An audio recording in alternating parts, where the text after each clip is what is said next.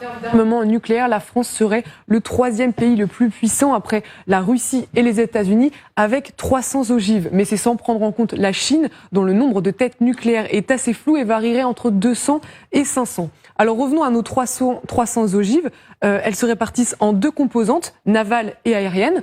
D'abord, les forces océaniques stratégiques. La France possède 4 sous-marins lanceurs d'engins du modèle Le Triomphant, dont un est toujours en mer, prêt à tirer. C'est ce qu'on appelle la permanence de dissuasion.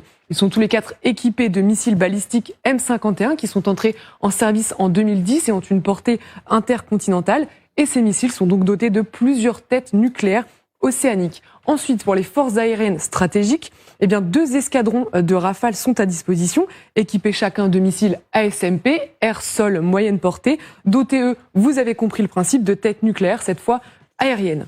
Quelques chiffres pour finir à propos de la loi de programmation militaire qui a été adoptée en 2023. Pour les 7 prochaines années, le budget alloué à la dissuasion militaire va augmenter pour atteindre 54 milliards d'euros, soit 13% du budget de la défense. Cela servira notamment à moderniser et à entretenir les armes nucléaires et leurs moyens de transport. Par exemple, des nouvelles générations de sous-marins et d'avions sont en préparation. De nouveaux missiles balistiques seront également produits pour équiper les 4 sous-marins triomphants actuels. Et même, vous le savez sans doute, un nouveau porte-avions est prévu pour succéder au Charles de Gaulle. C'est le seul domaine dans lequel on n'a pas arrêté les efforts. Donc c'est un domaine dans lequel il n'y a aucun doute sur notre capacité à raser Moscou demain si la Russie nous envoie une bombe atomique. Il n'y a aucun doute. Et ça, les Russes le savent, tout le monde le sait. Et malheureusement, alors vous dites qu'on s'est fait surprendre, mais les militaires, ça fait 25 ans qu'ils disent attention, on est en train de désarmer. Attention, face à nous, c'est pas des brebis. Attention, l'impérialisme russe n'est pas fini. En 2008, ils l'ont dit. Attention, les Russes vont recommencer. Ce n'est que la première étape. On les a pas écoutés, les politiques n'ont pas écouté. Il a fallu attendre les attentats du Bataclan pour arrêter de réduire l'effectif de l'armée de terre.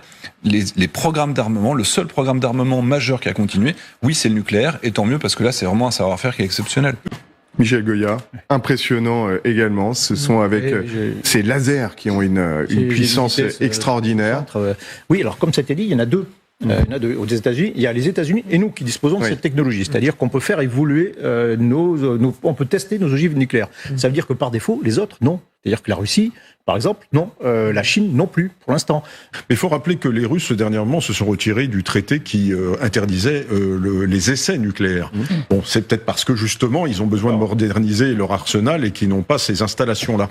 Il y a quelque chose qui est intéressant, parce que ça permet, ce genre de centre, absolument, permet de moderniser les armements nucléaires, permet de faire des essais nucléaires en simulation. Et quand vous regardez, par exemple, les sous-marins français, vous avez dit, vous êtes à l'intérieur des missiles, de la salle de missiles, c'est une cathédrale, 16 missiles, c'est 20 mètres de haut, et puis quand vous voyez un sous-marin en cale sèche, c'est un immeuble, c'est absolument considérable. Et quand vous regardez par exemple les sous-marins russes, les sous-marins chinois notamment, ils ont une bosse à l'arrière. Ça prouve qu'ils sont pas capables de miniaturiser leurs sous-marins, leurs missiles comme nous. Ils sont obligés de mettre une bosse à l'arrière pour pouvoir avoir leurs missiles pour qu'ils tiennent à l'intérieur. Alors que nous, on a un sous-marin tout à fait classique et tout tient à l'intérieur. Ça prouve qu'il y a vraisemblablement encore de notre côté une avance technologique à ce niveau-là. Bon, la France est-elle prête ? Oui, vous venez de répondre en chœur.